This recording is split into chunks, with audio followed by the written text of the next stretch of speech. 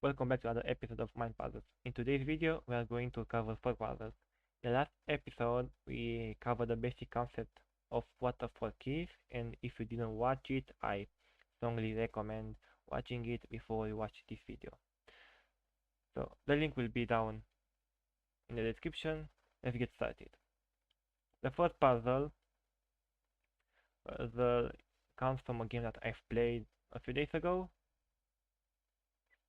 So, as as you probably know the rule, pause the video if you feel like you need to. If you don't, that's very good if you already found it.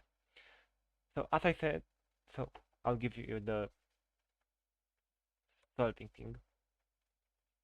So, as you know, I've always told you to look for checks, captures, and captures. So, let's go over what we have. We have this capture, this capture, this capture, and I don't think anything else. For checks, we have this check, which is not good, and we have this check, which is actually good, and the move that I've played. So Queen C6, the king is forced to go either to this square or this square.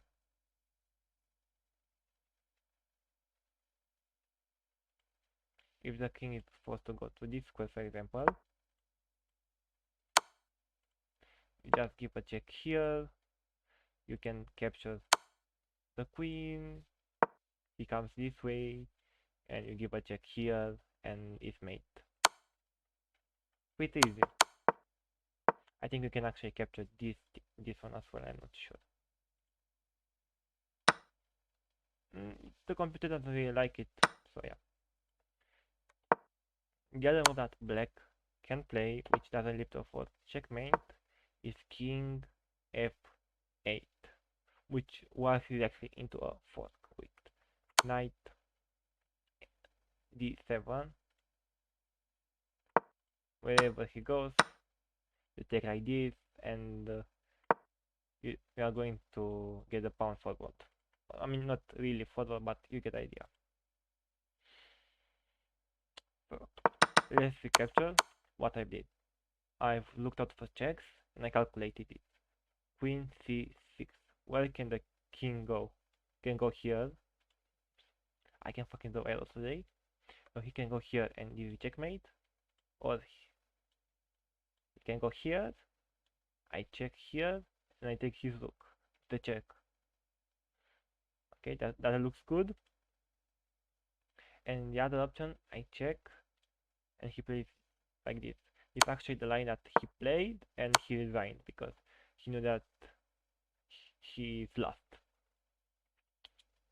So let's go to the next game. So this is again from a position that I've played. I think this was after the first puzzle. Yeah, this is after the first game. It's right to play and pause the video if you feel like to. Something that I used to do, like a beginner tip, is to get a board with the chess pieces and set up this position on it if I could not calculate it in my mind. So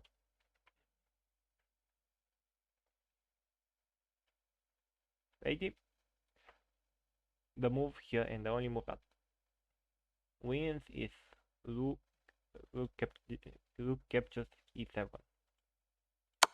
because he has to take or he's a rook down. If he takes, you have knight g6, which forks both king and rook, and you have a rook up, and you have a piece up in his endgame, and he's totally winning for white.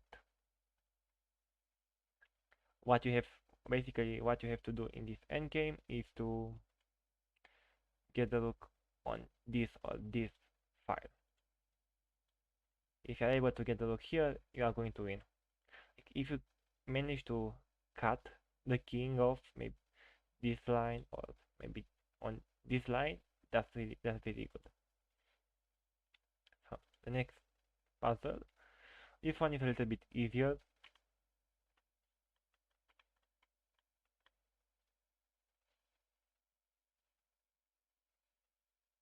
Did you find it? I hope so. I think that everyone, like, at least once, we blundered something like this. Now, chess career. It's impossible to not blunder something like this. So as I said earlier, look out for captures and checks. With the knight, we have two captures here and here. This is not really good, as you can see. And we have this, which is, if you play like this, I'm sorry, but this is a very bad move. So the move is knight c7. Basically, what black has to do is to move the king here, or capture and lose the queen. But it's not really good. You don't take the queen, because you can do something like this, and you lost your advantage. You take, because if he exchanges, are going to be like this. Black can capture the knight back. So just going to be a lookup. You are going to get the king, the knight on this way and escape. Moving on to the fourth puzzle. As I said, pause the video if you feel like to. A small hint is that you capture the rook in 3 moves. Okay, so you found it. Hopefully you did. If you didn't, that's okay. Happens to us. So as I said, look for captures. That's what you need to do in chess. Look for captures and checks. For example, for captures, we have this capture and this capture, which loses the queen, but this one doesn't lose it, but you lose your whole advantage. Because you are just going to give checks, you know? Okay, I'm just going to give checks, and you cannot mate a king with only a queen. You need other piece. You need either a pawn that is close to you, a knight, rook, something. Not only the queen. You need something else. That's why this move is not good. If you maybe had a rook somewhere around here or a knight, then yeah, maybe you could have checkmated him. So the move that you are actually going to play is to look for a check. This is the only check that you have that doesn't lose the queen.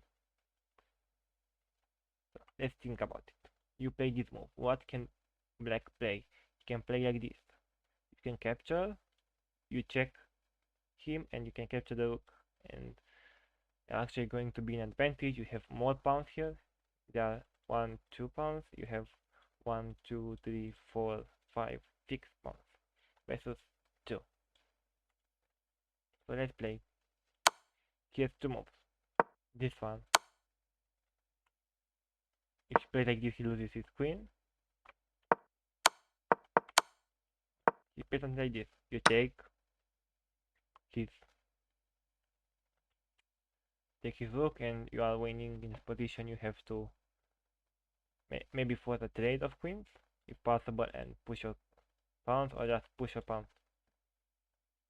But if you manage to force a trade of queens in this position, you are going to be winning.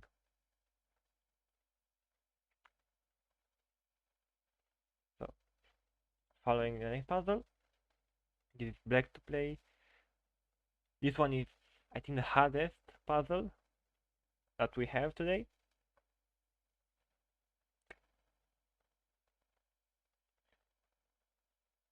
Are you ready? I hope so, because I'm going to give you the answer. So the answer is queen d6, queen e6. Sorry. You might wonder why. Because if he takes, this is mate. No joking. This is like it's a mate. If you, for example, don't take and play, I don't know, something else like this is mate into again. If you maybe like defend it, you can infiltrate with your queen here, and it's not a really pleasant position for white to play. As I said,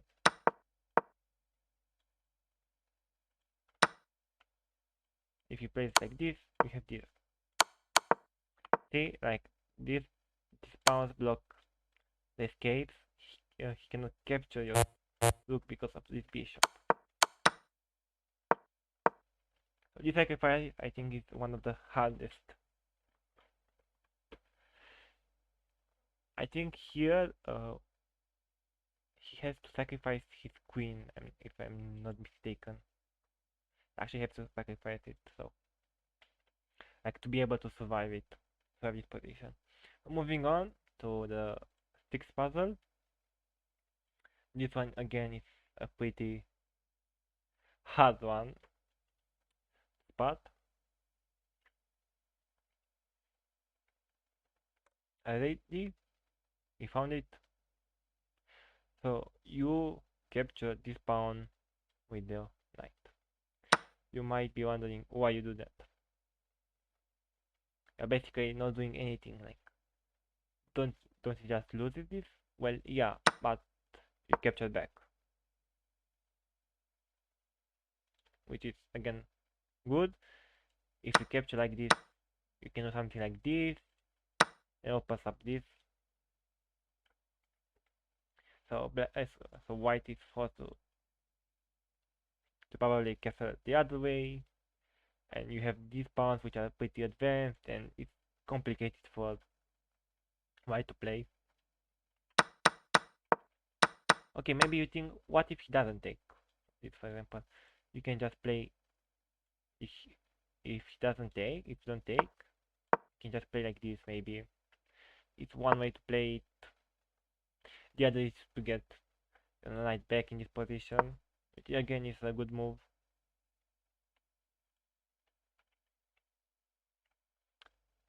So that's what I wanted to say. I wanted to show you. The knight here is very powerful. So for example, if there was not bishop here, if he would have played bishop here, for example, the knight on this square is very powerful. The closer the enemy knight is to your position, the more dangerous it becomes. Just so you know. Moving on to the last puzzle. This one is a pawn fork and it involves a sacrifice. So let's go. Rook takes g7. If he takes back, you have this, and basically you do this exchange, and you can infiltrate with your knight here. You can get your knight in this position. You can get the bishop here, put pressure on this, for example. It's one way to play it. There are many ways to play this position. So this was it. This was this. This was for today. Thank you very much for watching this video, and I hope to find you well tomorrow. Have a nice day. Study chess, win games. I mean, try to win them at least, or draw them. So have a beautiful day.